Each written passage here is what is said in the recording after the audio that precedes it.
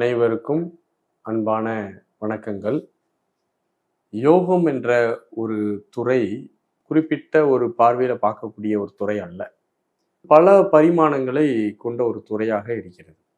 இது சரி, இது தவறு என்ற வரையறைகளுக்கெல்லாம் கொண்டு வர முடியாத ஒரு மாபெரும் ஒரு துறையாக உலகம் முழுவதிலும் யோகம் என்ற துறை இன்னைக்கு வளர்ந்து நிற்கிறது. யோகத்தை படிப்பதற்கே ஒரு யோகம் வேண்டும் என்று சொல்லப்படுகிறது. அந்த யோகத்துறையில மனிதனுடைய ஆன்ம வளர்ச்சிக்கு உதவக்கூடிய அனைத்து வகையான முறைகளையும் நாம் எடுத்து ஆய்வு செய்ய வேண்டியிருக்கிறது. நமக்கு தெரிந்த யோகம் இதுதான் சரி, அதுதான் சரின்னுலாம் வரையறுக்க முடியாது. ஏன்னா உலகம் முழுவதிலும் ஒவ்வொரு மனிதனும் யோகிகளும் என்ன செய்யறாங்கன்னா, தன்னுடைய அகத்தை சரி செய்வதற்கும், அகத்தை அமைதியாக வைத்துக் கொள்வதற்கும், அகத்தை இந்த பிரபஞ்சத்தோடு இணைத்துக் கொள்வதற்குமான விஷயங்களை குறித்த ஆராய்ச்சிகள் ஒவ்வொரு நாட்டிலையும் மேற்கொண்டு இருக்கிறார்கள். நம்ம நாட்டில் எப்படி மேற்கொண்டு ஆன்மீகம் என்ற துறை வளர்ந்து நிற்குதோ, அதே போல ஒவ்வொரு நாட்டிலும் அதனுடைய தன்மைக்கு ஏற்றார் போல ஆன்மீக துறை வளர்ந்திருக்கிறது. இது நம்ம உலக இலக்கிய வரலாறு, ஒவ்வொரு நாட்டினுடைய ஆன்மீக வரலாறை எல்லாம் நாம் படித்து பார்த்தால் தெரிந்து கொள்ள முடியும். அதே மாதிரி தான் இந்த குறியீடுகள் என்ற ஒரு துறையும் ஆன்மீகத்துல, யோகத்துல ஒரு முக்கியமான ஒரு துறையாக கருதப்படுகிறது. நமக்கு இந்த பிரபஞ்சம் முழுவதும் பிராணசக்தியால் மிகப்பெரிய நெட்வொர்க்கால் இணைக்கப்பட்டுள்ளது.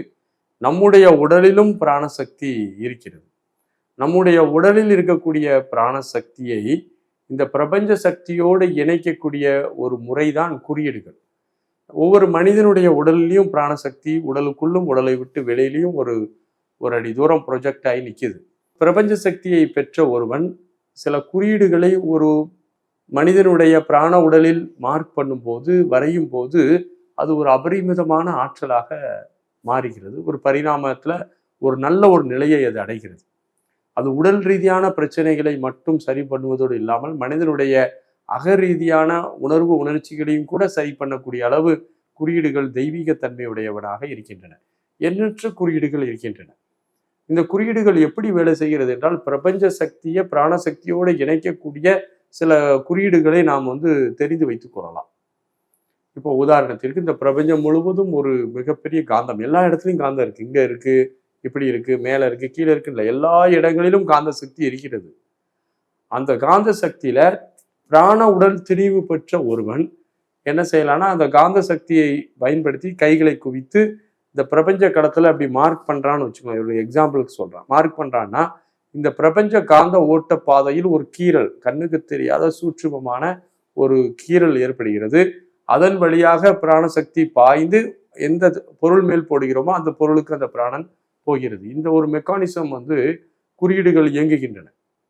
இந்த மெக்கானிசத்தை அடிப்படையாக வைத்துதான் அனைத்து குறியீடுகளும் இயங்குகின்றன. ஆனால் குறியீடுகள் என்பவை ஒரு அறிவியல் பூர்வமான ஒரு இயங்கு முறையில் இருக்குது. இன்னைக்கு நம்ம வேற ஒன்றும் இல்லை. ஒரு இடத்துல தண்ணி நிறைய கெட்டி கிடக்குது. ஒரு ஓடையை தோண்டி விட்டோம்னு அந்த தண்ணியை நம்ம இன்னொரு இடத்துல இருந்து இன்னொரு இடத்துக்கு மடை மாற்றுவது போல பிரபஞ்ச சக்தியை மடை மாற்றக்கூடிய ஒரு தொழில்நுட்பம் தான் அந்த குறியீடுகள். பிரபஞ்சத்துல வியாபித்து இருக்கிறது, கொட்டி கிடைக்கிறது சக்தி.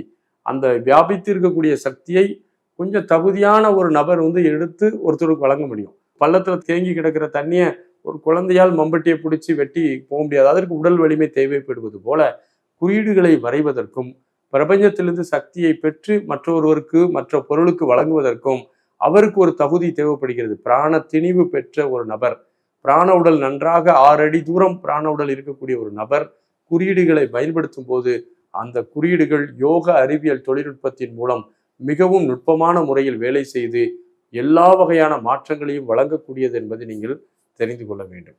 அனைவருக்கும் வாழ்த்துக்கள். நன்றி, வணக்கம்.